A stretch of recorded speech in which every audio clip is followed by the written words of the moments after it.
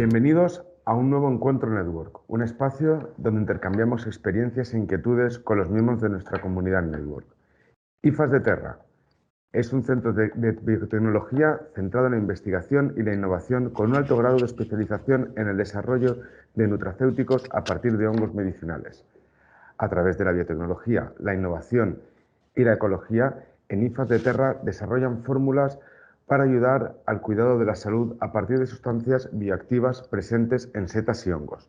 Para conocer más sobre todo ello, contamos con la participación de Esteban Sinde, director de I+D+I de Grupo IFAS. Bienvenido a Encuentros Network, Esteban. Buenos días, Manuel. Muchas gracias por invitarnos. Muy bien. Esteban, ¿cómo surge la idea de unir la micología y la biología para obtener productos de aplicación en la salud y en prevención de enfermedades? ¿Cuáles fueron vuestros inicios? Pues los inicios se remontan hace 22 años que empezó IFAS de Terra como una spin-out de la Universidad de Santiago y la promotora Catalina, de la que yo fui socio al par de años como cofundador de la empresa, tenía unas fincas que eran de aquellas, habían sido fruto de experimentaciones del Centro de Investigaciones de Lourizán. Pues su padre era investigador de fitopatología y micorrizas en Lourizán desde hacía ya muchos años, pues ahora 40 o 50 ya. Pero en ese momento se decide a poner una explotación de cultivo de hongos con la innovación de que fuesen hongos con aplicaciones más bien funcionales o medicinales.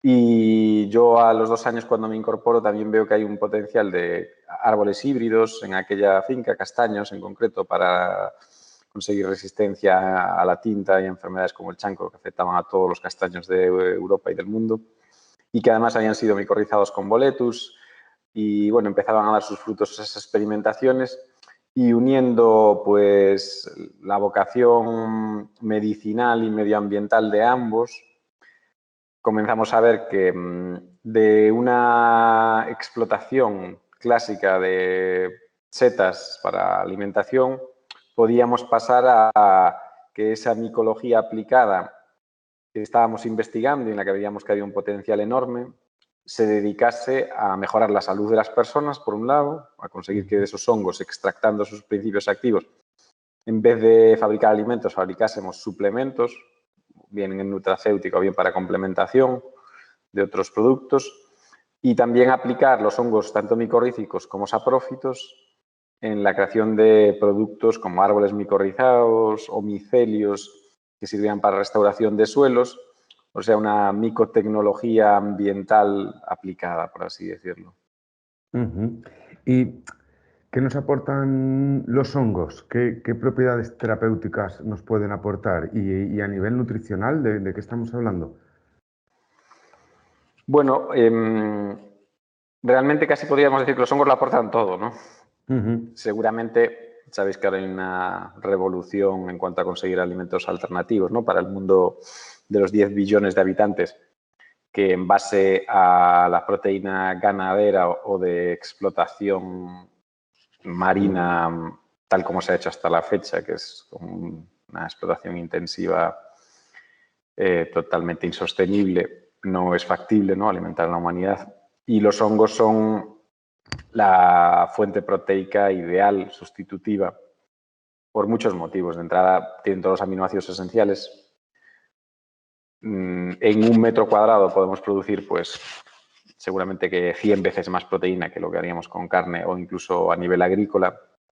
Sus sustratos de cultivo no necesariamente tienen que ser agrícolas. De hecho, la mayoría de los hongos que nosotros producimos son lignícolas, con lo cual los restos de biomasa, que por ejemplo en una región como Galicia sabéis que son tan abundantes que lo que hacen es suponer un problema tremendo para los incendios forestales, para ellos son la fuente principal de alimentos, con lo cual cualquier resto de biomasa forestal se puede transformar en proteína.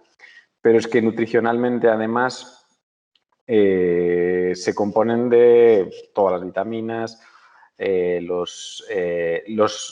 las moléculas, los principios bioactivos fundamentales tienen un aspecto fundamental en nuestro sistema inmune, los beta-glucanos, las glicoproteínas que poseen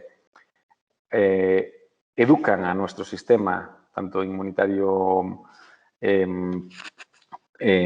adaptativo como a la respuesta inmune innata que tenemos, puesto que se entienden por nuestros linfocitos y por nuestras células inmunitarias de primera línea como si fuesen partes de bacterias o de hongos, con lo cual están generando una inmunomodulación permanente que en muchos estudios hemos demostrado que es fundamental para prevenir y actuar incluso en patologías no solo infecciosas, sino también autoinmunitarias, que hoy en día cada vez son más abundantes, como sabéis. Y bueno, además, pues bueno, no solo nosotros nos dedicamos a la micoterapia, que es lo que se denomina el cultivo de hongos superiores, aquellos que dan setas, ¿no? Más bien, o que tienen estructuras, desde luego, pluricelulares grandes. Pero bueno, si introdujésemos a todo el reino fungi, que se calcula que pueden ser entre 1 y 3 millones de especies, de las cuales apenas conocemos 100.000, posiblemente estaríamos hablando de del principal banco de principios activos, tanto para la salud como para la alimentación del planeta, ¿no? De hecho, el 40% de los fármacos de hoy en día, como sabéis, proceden de los hongos. Generalmente de hongos inferiores, ¿no? Como sabéis, la penicilina no necesitamos ni nombrarla, o los taxanos o ciclosporinas, ¿no? Pero en los hongos superiores, que los hemos dedicado más a la alimentación, hay infinidad de moléculas, muchas más incluso que los inferiores, porque son más grandes y tienen mayor elenco de moléculas. Un hongo como reishi, por ejemplo, que es bastante conocido en todos los medicinales, tiene más de 300 moléculas bioactivas descritas diferentes, ¿no? Entonces, bueno, el campo te puedes imaginar que es infinito, nos daría para miles de generaciones posteriores a las nuestras seguir investigando sobre ellos, ¿no? Y Esteban, vuestras líneas de investigación en I+D ponen el foco en soporte de patologías oncológicas, autoinmunes, cardiovasculares y neurodegenerativas. Explícanos cómo puede ayudarnos la micología en estos ámbitos. Bueno, la micología sin duda se podrá aplicar, como decíamos, a prácticamente cualquier patología, porque hay tantas moléculas de diferentes tamaños y con diferentes aplicaciones que el campo es infinito. Pero como la inmunomodulación es el campo más estudiado, nos centramos en aquellas patologías donde este ámbito tiene especial relevancia, ¿no? En los ensayos que estamos haciendo en oncología, que ahora tenemos 2 ensayos clínicos en curso con, bueno, un total entre los dos de 360 pacientes que se van a reclutar, son en cáncer de colon y en cáncer de mama.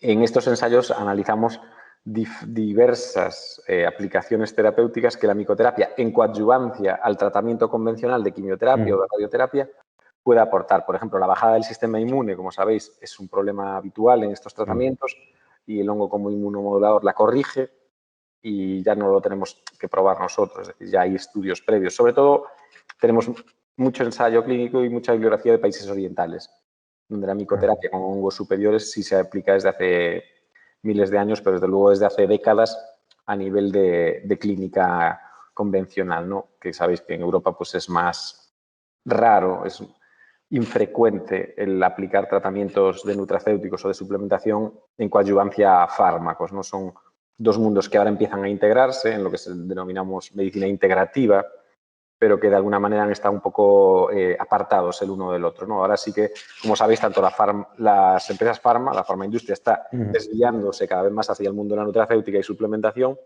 y la alimentación se quiere desviar también a ese lugar en el medio, ¿no? Que es el health food, ¿no? O el nutraceutical, donde conviven ambos mundos y coexisten del modo más razonable que ya el precursor de la medicina postuló, ¿no? Porque si el juramento pitagórico, los principales filósofos griegos, ya no solo Pitágoras o el Hipócrates, que es la medicina hipocrática, al final es la base, la actual. Sabéis que una de sus frases preferidas es que tu alimento sea tu medicina y que tu mejor medicina sea tu alimento, ¿no? O sea, esto está muy postulado desde siempre, pero de alguna manera hubo un tiempo, sobre todo a finales del 20, desde mediados del del siglo XX hasta finales, en el que parecía que la farmacia, ¿no? La molécula exclusiva, aislada, era la única solución y la alimentación, bueno, había que comer sano y variado, pero no estaban relacionadas. No estaban... Cuando ahora mismo ya se empieza, ya como sabéis, todos los congresos de microbiota están postulando no solo la actividad de la microbiota a nivel intestinal, sino que existe una microbiota saludable, ¿no? En todos nuestros órganos, o sea, tenemos una microbiota en el pulmón, en la vagina, en todas las partes de nuestro cuerpo hay una microbiota y, como sabéis, son miles de millones de microorganismos que conviven con nosotros para no solo expresar nuestro sistema inmune, porque son unas de las claves, sino incluso para definir nuestros gustos. A veces nos gustan las cosas, no los dulces o los salados o lo que sea, no porque nos gusten a nosotros, sino la microbiota que tenemos, ¿no? Son ellos los que mandan a veces. Y en ese papel, por ejemplo, en nuestros ensayos clínicos, además de medir el efecto de los hongos como inmunomodulador directo sobre nuestro sistema linfocitario, también medimos su efecto prebiótico, porque posiblemente sean los principales prebióticos que existen, y vamos a medir cómo a las personas con disbiosis le pueden corregir la disbiosis, que es un indicador muy importante no solo también en patologías oncológicas como las que estamos, sino también en otros ensayos. Desde su influencia en enfermedades autoinmunes, que está más que demostrada, hasta en el autismo, ¿no? En el Crohn, se han visto efectos terapéuticos dramáticos en la corrección de estas patologías por ese efecto inmunomodulador que tiene la microbiota o el hongo de por sí, ¿no? Hay ensayos clínicos o en enfermedades autoinmunes relacionadas con el sistema endocrino. Por ejemplo, en Crohn, en enfermedad de Crohn o en Graves' disease, nosotros hemos recogido casos dramáticos de recuperación de personas con estas patologías que son endocrinas pero están inmunomoduladas en un periodo muy corto, de un par de meses, ¿no? Entonces, el mundo de la neurodegeneración, me preguntabas, exactamente igual. Existen ensayos epidemiológicos de países orientales. En Corea hubo un estudio que se llama NUS, donde evaluando grupos de 6.000 personas, se vio que los comedores de hongos, que consumían hongos medicinales y comestibles, tenían el 50% menor de patologías neurodegenerativas que los que no los consumían. Claro, tener un 50% menos de probabilidad de Alzheimer o de Parkinson en la sociedad actual obviamente es importantísimo, porque como sabéis, posiblemente la neurodegeneración, las cardiovasculares y las oncológicas son las 3 patologías de más. Ahora mismo parece que estamos absorbidos por la pandemia, pero bueno, enfermedades infecciosas, como sabéis, vienen y van. Y aunque ahora le hemos dado mucha importancia por los medios, pero vamos, esto ha sido un suspiro al lado de la gripe del 18.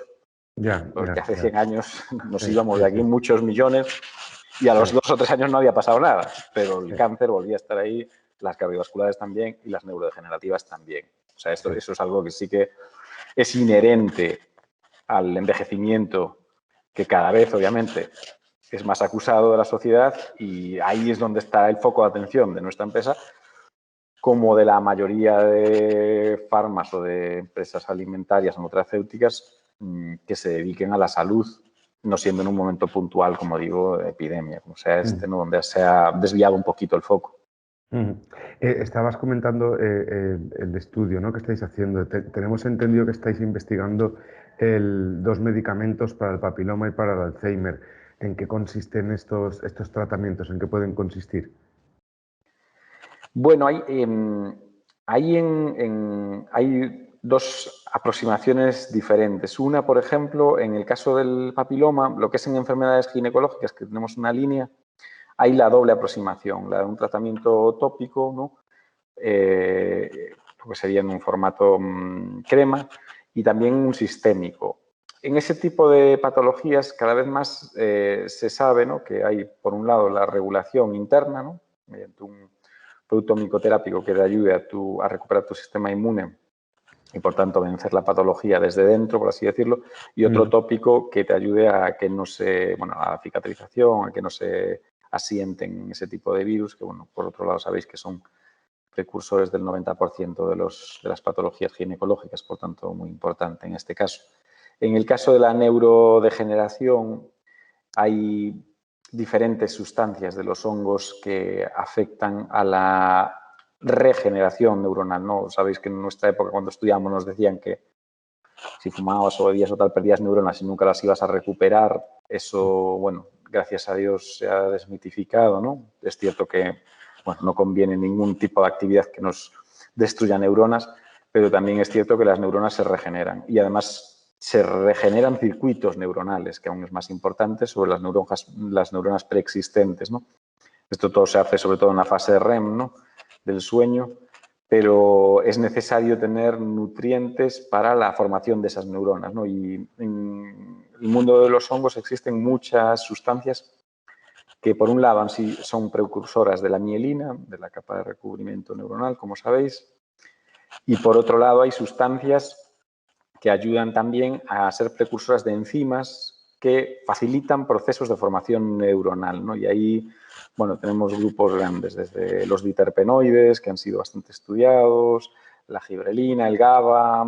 Hay moléculas que son muy abundantes en el mundo de los hongos, donde nosotros ya hicimos un primer ensayo con la Fundación Foltra en Santiago, que es una clínica neurológica especializada, donde en 6 meses de estudio en pacientes se demostró que se mejoraba el performance intelectual con el consumo de, en este caso, la melena de león, que es uno de los hongos que nosotros hacemos un proteína, la micoleo, que es un extracto concreto, el micoleo de esas moléculas más activas de la melena de león.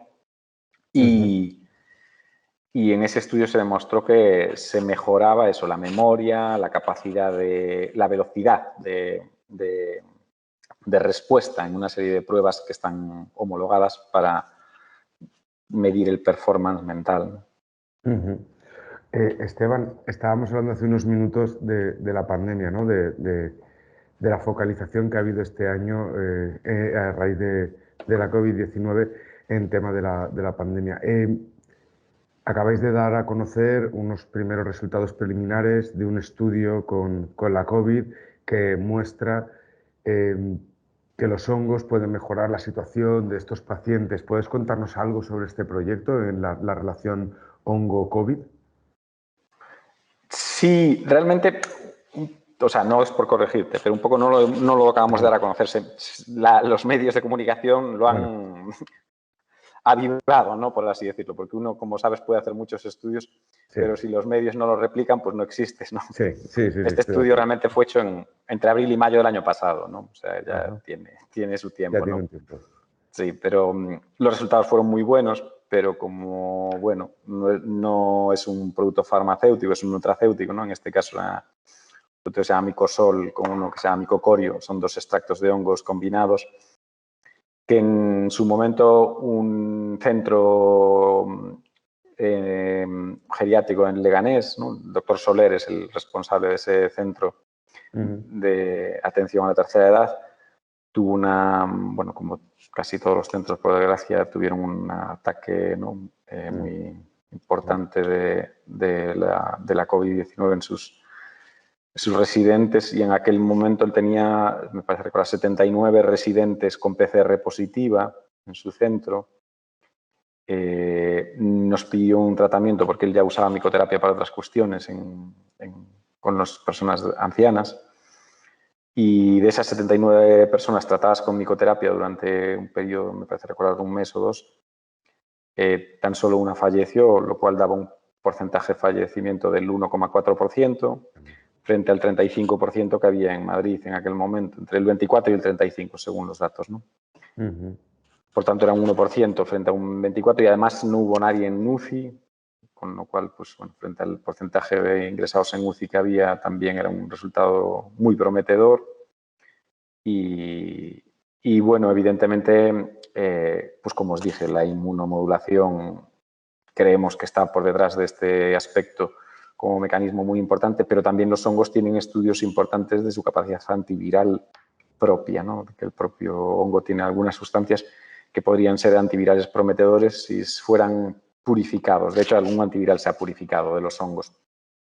Este tratamiento nutracéutico, bueno, alguna gente más lo usó, pero bueno, no hemos recorrido por ahora un camino claro para llevar un producto de este estilo a un fármaco, ¿no? Porque sabéis que si no, obviamente, la colaboración por parte del sistema sanitario en la prescripción del mismo, por desgracia, todavía está muy lejos de existir. O eres un fármaco y pasas a intentar entrar por el canal convencional de visita médica y el copago, ¿no? O la prescripción por la seguridad social, o los nutracéuticos siguen estando en un limbo, ¿no? En una tierra de nadie, casi, por así decirlo, entre fármaco y alimento, pero más bien con su legislación relacionada con alimentos, que por tanto, aunque su actividad sea muy prometedora, a nivel sanitario todavía se les presta poca atención.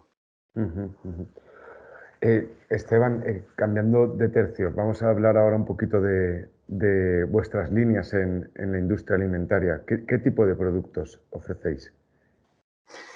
Bueno, la verdad que, si te debe ser franco, hemos abandonado bastante sobre todo la trayectoria comercial a nivel alimentario, ¿no? Los productos los habíamos desarrollado y en un inicio fue como empezó IFAS da Terra, como te comenté, cultivamos hongos y la manera más fácil para nosotros de presentar innovación, porque si algo ha sido IFAS da Terra siempre es una empresa basada en la innovación biotecnológica sobre todo, era introducir los hongos en alimentos convencionales, ¿no? Nosotros creamos, yo creo que la primera gama del mundo de chocolates con setas y teníamos 9 referencias de chocolates con setas, uniendo setas medicinales a chocolates ecológicos que tuvieran también propiedades, ¿no? Porque el chocolate negro sabéis que es un fuerte antioxidante también, incluso se clasifica como alimentación preventiva de cáncer y de otras patologías por algunos autores. Y ahí le unimos pues reishi, champiñón del sol, otros hongos que pudieran ayudar a ese efecto, ¿no? Y no teniendo azúcar apenas. Hicimos superfoods, que esos aún sí que se comercializan bastante por su relación con la nutracéutica. Los superfoods son hongos deshidratados en bolsitas que vienen específicamente para meter en un smoothie, ¿no? En un batido, en una sopa, en un arroz, porque a veces la manera de incorporar el hongo a la alimentación es más complicada, ¿no? No es... Todo el mundo asocia la seta ahí frita, ¿no? Y realmente yo, por ejemplo, para mis hijos, el tema de la bolsita de reishi o de melena de león que tenemos, ¿no? Tenemos un superfood, digamos, el Erythricum superfood o el Cordyceps superfood, así en el polvito, pues es muy fácil. Se lo echaba en una sopa o en una infusión o en un zumo y se toma la seta diariamente sin notarla, ¿no? Para que no te requiera mayor elaboración, ¿no? Pero también introdujimos los hongos en miel, hicimos infusiones de hongos, bueno, tenemos algunas cositas bastante novedosas. Y Esteban, IFAS da Terra está inmersa en el proyecto Nutrigen, una iniciativa para la puesta en marcha de nuevos procesos 4.0 que permitan optimizar la producción de complementos alimenticios a escalas piloto, ¿no? Escalas de momento pequeñas. ¿Qué supone esta iniciativa tecnológica en la producción de nutracéuticos? Bueno, es el futuro realmente. Como sabéis, el 4.0 es un poco el sistema al que todos tendemos a ir y no solo es el futuro en los alimentos y la nutracéutica, que es nuestro core business, sino también en la farmacéutica, que es un sector en el que estamos empezando a investigar, ¿no?